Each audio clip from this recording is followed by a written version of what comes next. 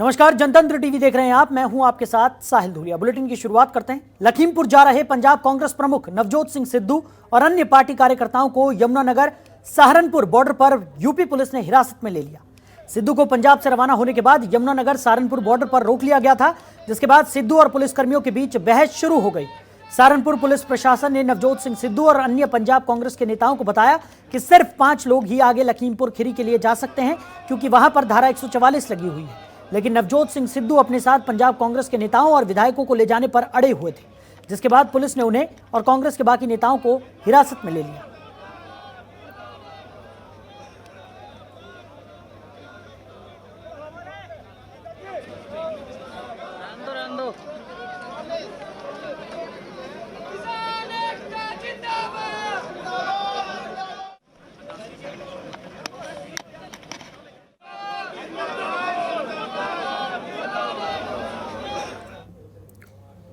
तो आज से नवरात्र शुरू हो गए। आज से पूरे 9 दिन मां दुर्गा के अलग अलग रूपों की पूजा होगी। आज मां शैलपुत्री की पूजा की गई। पूर्व मुख्यमंत्री कैप्टन अमरिंदर सिंह ने देशवासियों को नवरात्र की शुभकामनाएं दी। कैप्टन अमरिंदर सिंह ने ट्वीट कर कहा कि नवरात्रि के पावन अवसर पर आप सबको ढेर सारी शुभकामनाएं। माता रानी आप सब पर अपनी कृपा बनाए रखें और मेरी उनके चरणों में प्रार्थना है कि ये नवरात्रि सबके घर में खुशियां और समृद्धि लेकर आए।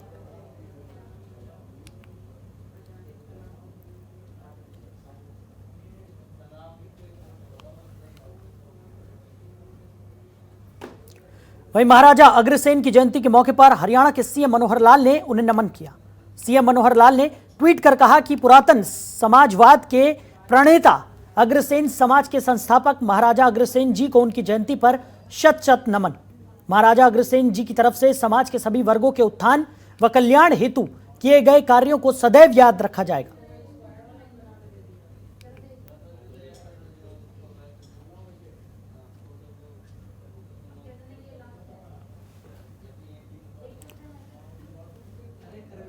तो महाराजा अग्रसेन की जयंती के मौके पर हरियाणा के सीएम मनोहर लाल ने उन्हें नमन किया। उन्होंने ट्वीट कर लिखा कि पुरातन समाजवाद के प्रणेता अग्रसेन समाज के संस्थापक महाराजा अग्रसेन जी को उनकी जयंती पर शत शत नमन। महाराजा अग्रसेन जी की तरफ से समाज के सभी वर्गों के उत्थान व कल्याण हेतु किए गए कार्यों को सदैव याद रखा जाएगा। तो ये ट्वीट सीएम मनोहर लाल ने किया और महाराजा अग्रसेन को उनकी जयंती पर नमन किया। तो हरियाणा के एलनाबाद विधानसभा सीट पर होने वाले उपचुनाव के लिए कांग्रेस ने अपना उम्मीदवार पवन बेनीवाल को बनाया है।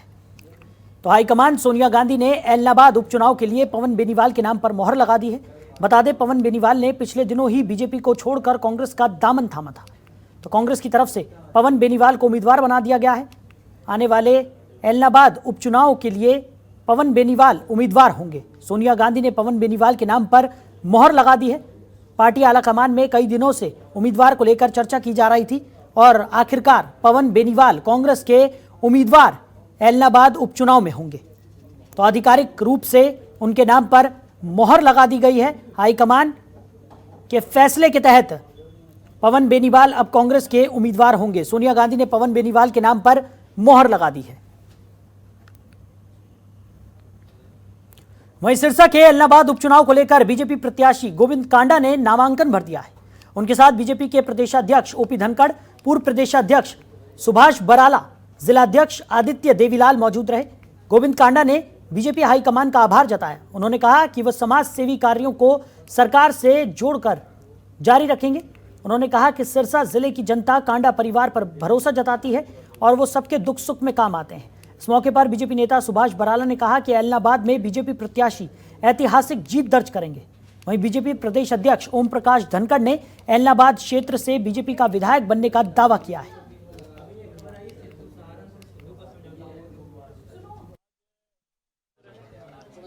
पहला नवरात्रा है,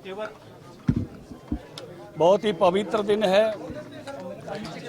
मैं नवरात्रे की बधाई सबसे पहले सबको देता हूं। आज एक ऐसा दिन भी है जब 7 अक्टूबर को नरेंद्र मोदी जी ने 20 साल पहले अपने इस प्रकार के जीवन में आने की शुरुआत हुई थी कि वो गुजरात के मुख्यमंत्री बने थे। ये चुनाव जो 30 अक्टूबर को होगा उसका आज पहले नवरात्रि के दिन हमने इनके नामांकन से शुरुआत कर दी है। इलाहाबाद के लोग इनको विजयी बनाएंगे और मुझे लगता है कि कांग्रेस पार्टी भी इस प्रकार की कांग्रेस पार्टी का संगठन वर्षों से नहीं बना है। ना उनके जिला अध्यक्ष बने, ना प्रदेश पदाधिकारी बने। पहले अशोक तंवर जी को संगठन नहीं बनाने दिया गया, अब शैलजा जी को नहीं बनाने दिया जा रहा। किस प्रकार की उस पार्टी की स्थिति बनी है। कोई G23 वहाँ एक स्लोगन चल पड़ा है, उस सारे में कैंडिडेट भी उनका तय होने में देरी हो रही है। तो मुझे लगता है कि जिस प्रकार के समाज सेवी को जो एक संत महात्मा की कुटिया में रहकर इन्होंने 4000 से अधिक गरीब कन्याओं का विवाह कराया है, 50,000 से अधिक ऑपरेशन कराए हैं, ऐसे समाज सेवी को भारतीय जनता पार्टी ने इस मैदान में उतारा है और लोग उनकी समाज सेवा से प्रभावित होकर निश्चित रूप से उनको विजयी बनाएंगे, ऐसा मुझे भरोसा है। किसान संगठन जब चले थे जत्थेबंदी आंदोलन करने, तो मुद्दा ये था कि इन कानूनों से जमीन चली जाएगी। अब कोई बोलता है, क्योंकि ये बात झूठ बताई गई थी।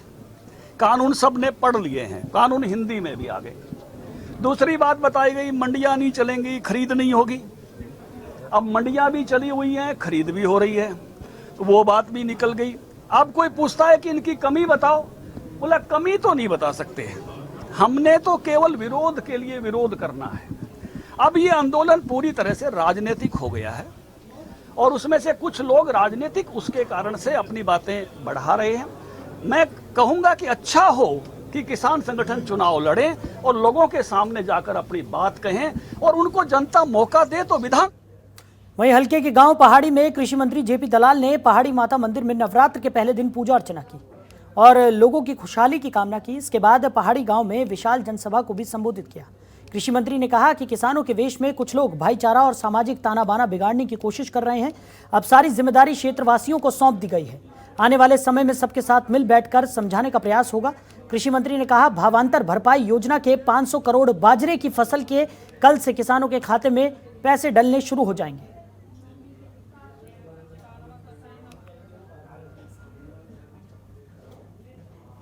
हम कहते हैं ना तो लूटने देंगे, ना तुम्हें पिटेंगे, तुम्हारे कर्म तुम्हें पिटेंगे। जनता जनार्दन पर पूरा भरोसा है। लोग बावड़े नहीं हैं, लोग सब चीजें देख रहे हैं। यह आंदोलन के रूप में कौन आंदोलन चला रहा है। भिवानी जिले का तो एक एक आदमी को जानता हूँ। कितने आदमी चितलाने बैठे हैं, कितने आदमी खड़खड़ी बैठे हैं, क्या बैठे हैं, वही आदमी कौन कौन नेता इनको खर्चा पानी भेज रहा है। जेपी दलाल वो नेता नहीं है जो गरीबों का खून चूस गए, और ये वही आदमी हैं, वही ताकते हैं जिनके खून मुंह लगा हुआ है, उनको रास्ता दिखाई नहीं दे रहा। आपका नाम लेके इनको एक चीज कह दो, करो आंदोलन, लड़ो लड़ाई अपने कांग्रेस के झंडे पे, लेकिन किसान का नाम ना लो। एक दिन आमना सामना करे, भाजपा का कार्यकर्ता आपको राजस्थान में छोड़ के आएगा। कितने आंदोलन हुए हरियाणा में, कितने नेता आए, तीसरा दिन नहीं पकड़ा आंदोलन ने, लाशें बिछा दी थी, यही कांग्रेस वालों ने लाशें बिछा। उधर फरीदाबाद के सिविल अस्पताल में प्रधानमंत्री नरेंद्र मोदी ने ऑक्सीजन प्लांट का वर्चुअल उद्घाटन किया। इस मौके पर जिला उपायुक्त जितेंद्र यादव, सिविल सर्जन विनय गुप्ता, बड़खल विधायक सीमा त्रिखा, तिगांव विधायक राजेश नागर समेत अस्पताल और जिला प्रशासन, अस्पताल प्रशासन के लोग मौजूद रहे।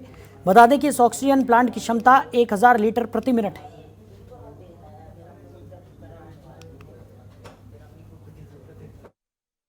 प्रधानमंत्री जी का धन्यवाद करता हूं कि वर्चुअल माध्यम से उन्होंने PSA plant through out country आज उसका उद्घाटन किया। एनएचपीसी का भी मैं धन्यवाद करता हूं सबसे ज़्यादा, क्योंकि एनएचपीसी ने ये प्लांट 1000 एलपीएम की कैपेसिटी का बनाया है। तो इससे हमारा जो जिला अस्पताल है उसकी कैपेसिटी 12 एलपीएम पर मिनट हो गई है। तो इससे ये रहेगा कि डायरेक्ट हम सप्लाई बेडों पर ऑक्सीजन दे पाएंगे। तो आने वाले समय में इस तरह के प्लांट्स या और ऑक्सीजन जो प्राइवेट हॉस्पिटलों को गाइडलाइन दी गई है कि वो अपना उत्पादन बढ़ाएं ऑक्सीजन का, तो क्या वो उस गाइडलाइन पे चल रहे हैं? उम्मीद करते हैं कि भारत सरकार और हरियाणा सरकार की जो आदेश थे कि भाई सभी बड़े हॉस्पिटल्स में 50 बेडेड प्लस हो, तो सीएमओ साहब और उनकी टीम ने निर्देश दिए हैं कि सभी के पास अपना पीएसए प्लांट हो। मैक्सिमम हॉस्पिटल्स ने लगा लिए हैं और हमारे जो PSC और CHCs में भी कुछ प्लांट लगभग तैयार हैं, जल्द उनका भी उद्घाटन करेंगे। कोई कमी नहीं ऑक्सीजन की रही। हमारे पास 200 LPM पर मिनट का पहले ही एक प्लांट लगा दिया गया था सेकंड वेव के समय। अब एक और 1000 लीटर पर LPM पर मिनट का दूसरा प्लांट लगाया गया है। इस प्लांट की खूबसूरती ये है कि ये ऑक्सीजन प्रोडक्शन के साथ साथ बॉटलिंग भी करता है। यदि हमारे पास एक्सेस ऑक्सीजन नॉर्मल में जो हो सकती है प्रोड्यूस हो, इतनी ज़रूरत ना हो, तो हमारी PSC CHC को भी हम ऑक्सीजन प्रोवाइड कर सकते हैं। तीसरी लहर के लिए भगवान ने करे आए, हमने वैक्सीनेशन पर पूरे जोरों पे कर रहे हैं। हमने फर्स्ट डोज 100% को लगा दी और सेकंड डोज अराउंड 40% लगाई है, जिसके लिए हम कोशिश कर रहे हैं कि हम ज़्यादा से ज़्यादा सेकंड डोज लगाएं और लोगों को तीसरी लहर की तरफ ना जाने। देखो, ये मैं NHPC के अधिकारियों का धन्यवाद करता हूँ जो उन्होंने ये 2 करोड़ के करीब की लागत का एक जो ये प्लांट हमें दिया, क्योंकि अभी आपने देखा था सेकंड वेव में जो हमें दिक्कत आई थी ऑक्सीजन की, उसके लिए ये एक प्लांट लग रहा है। और इसी तरह के और भी काफ़ी प्लांट हमारे गाँव में भी लग रहे हैं और वो जल्दी चालू हो जाएगा। एक खेड़ी गांव में भी लग रहा है और पूरे ज़िले में कई तरह के ऐसे प्लांट और भी लगेंगे। क्या कहना चाहेंगे, खुदा ना खास्ता तीसरी लहर आती है तो इस बार हम लड़ पाएंगे? देखो, हमने पहली लहर में भी डट के मुकाबला किया, सेकंड लहर में भी किया और भगवान ना करे तीसरी लहर आई तो उसमें भी हम डट के मुकाबला करें। खबरों के निष्पक्ष विश्लेषण के लिए सब्सक्राइब करें Jantantra TV and press the bell icon. Never miss any update.